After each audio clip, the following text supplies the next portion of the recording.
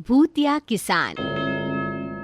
वो चबूतरे के पास वाली जमीन आज मेरी हो ही जानी चाहिए भानु। इस बार अगर वो जमीन मेरे हाथ नहीं लगी तो अच्छा नहीं होगा। पर बॉस मैं क्या करूं? वो किशोर तो गेंडे की चमड़ी का है, बाटली में उतर ही नहीं रहा। अब लगता है कि शक्ति को ही मैदान में उतरना होगा।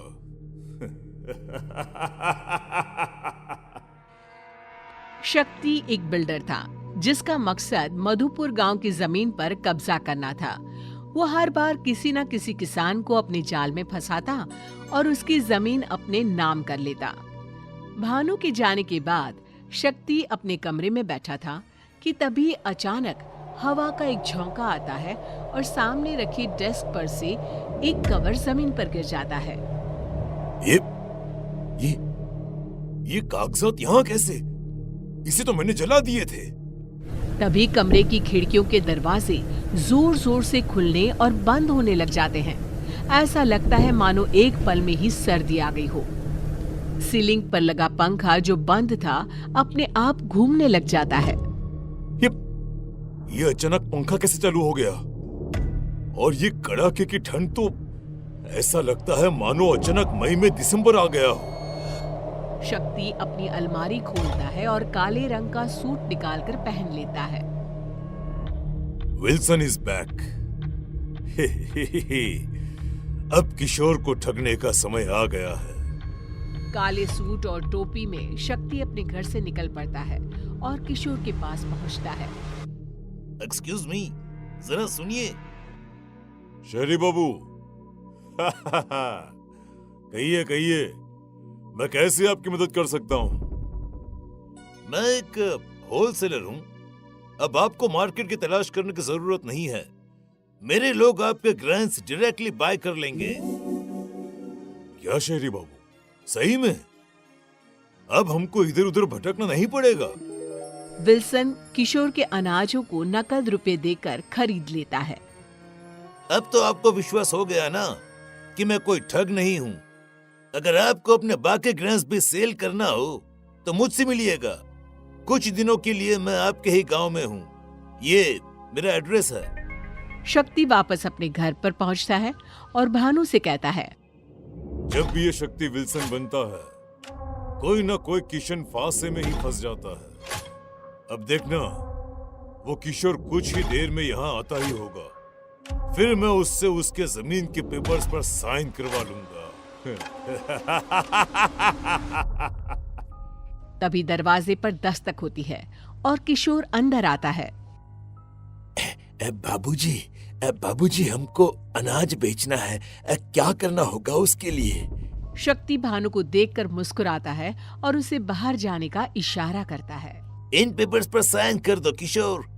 फिर जब भी तुम्हारे खेत में अनाज उगेंगे मैं उन्हें खरीद लूंगा। शक्ति ये कह ही रहा होता है कि तभी किशोर की आवाज बदल जाती है और वो कहता है, कैसे हो शक्ति उर्फ विल्सन? कौन शक्ति? मैं विल्सन ही हूँ। धीरे धीरे किशोर का चेहरा बदलने लग जाता है। वो एक बूढ़ा किसान जैसा दिखने लग जाता है। विजय, तुम तो मर चुके थे। नहीं नहीं नहीं नहीं नहीं, ये नहीं हो सकता। शक्ति बहुत डर जाता है और बाहर भागने की कोशिश करता है। विजय पास ही पड़े बुक सेल्फ की ओर देखता है और वो शक्ति के ऊपर गिर जाता है। जाने दो, मुझे जाने दो, छोड़ दो मुझे। मुझसे गलती हो गई भानु, मुझे बचाओ भानु। शक्ति की आवाज सुनकर भानु वहां आता है पर वहां कोई नहीं होता। क्या हुआ बॉस? अब चीखे क्यों? और किशोर कहाँ गया? किशोर नहीं, विजय आया था, पर वो तो मर गया था ना। बॉस आपको आराम की जरूरत है, शायद आप थक गए हैं। भानु अपने कमरे में जाता है और अपना कबोर्ड खोलकर कुछ पुराने जमीन के पेपर्स निकालता है। कहाँ गए विजय के जमीन के पेपर्स? यहीं तो रखे थे। नीचे कैसे पहुंच गए? तभी सभी के सभी पेपर्स में आग लग जाती है। अरे ये सब क्या हो रहा है? आग कैसे लग गई पेपर्स में? अब इतनी मुश्किल से तो प्रॉपर्टी हड़पी थी मैंने। भानु! ए भगवान, ये क्या हो गया बॉस? किस कल मुहे की हाय लगी है आपको? मेरी हाय लगी है शक्ति तुझे। मैं मर गया, अब तू मरेगा। बहुत लोगों को लूटा है तूने, हमारी जमीन खा गया तू। विजय, विजय ये तुम हो ना? मैं समझ गया, मुझे जाने दो विजय। विजय की आत्मा भानु के शरीर से निकल आती है। भानु बेहोश हो जाता है। ये क्या खेल है? मैं पागल हो जाऊंगा, छोड़ दो मुझे। अरे ये सब क्यों कर रहे हो तुम? तब विजय की आत्मा अपनी कहानी सुनाना शुरू करती है। मैं गेहूं की खेती किया करता था। कुछ दिन पहले ही मेरी माँ का देहांत हुआ था। शादी के 20 साल के बाद भी मैं बच्चे का मुंह नहीं देख पाया था। पूरे घर में मैं और मेरी पत्नी मनोरमा अकेले हो गए थे। बस खेती ही एकमात्र सहारा रह गया था घर चलाने का और मन बहलाने का। चलता हूं मैं खेत पर। अभी खेत पर? अरे कल ही तो कटाई हुई है ना अनाज की। आज तो खेत पर कुछ काम ही नहीं होगा। तो क्या करूं बोलो? घर बैठा रहूं और इन दीवारों से बात करता रहूं? अरे तुम तो रसोई के काम में लग जाओगी और पूरा दिन कट जाएगा। मैं कैसे काटूं समय? आप ऐसे क्यों बोल रहे हैं जी? मैंने तो बस यूं ही कह दिया था। काम कैसे नहीं है? अभी कटाई हुई है, सफाई होगी, फिर उसे बाजार में बेचना भी तो होगा। जाइए जी, आप खेत पर ही जाइए।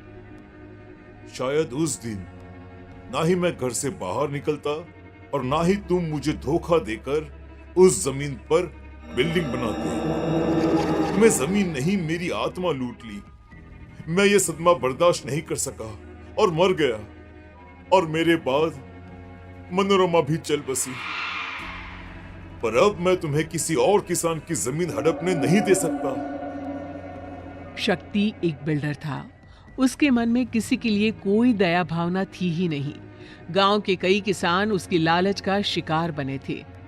पर जब अपनी मौत को वो सामने देखता है तो वो डर जाता है और सभी के सामने वो गलती मान लेता है और सभी किसानों को उनकी जमीन वापस भी कर देता है। और आखिरकार मधुपुर गांव फिर से खुशहाल हो जाता है।